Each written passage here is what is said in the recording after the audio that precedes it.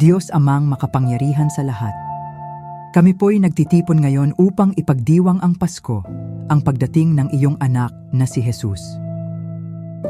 Salamat po sa pagkakataong ito na magsama-sama at magpasalamat para sa mga biyayang natamo namin sa nagdaang taon. Hinihiling namin ang iyong pagpapala sa aming pagdiriwang. Naway mapuno ang aming puso ng kagalakan, pagmamahal at kapayapaan. Pagpalain mo po ang bawat isa sa amin at ang aming mga pamilya.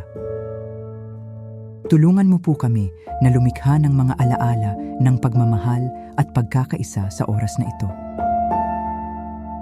Naway maging inspirasyon sa amin ang diwa ng Pasko upang magpatuloy tayong maglingkod at magbigay saya sa iba. Maraming salamat po sa iyong walang hanggang pagmamahal. Sa pangalan ni Jesus.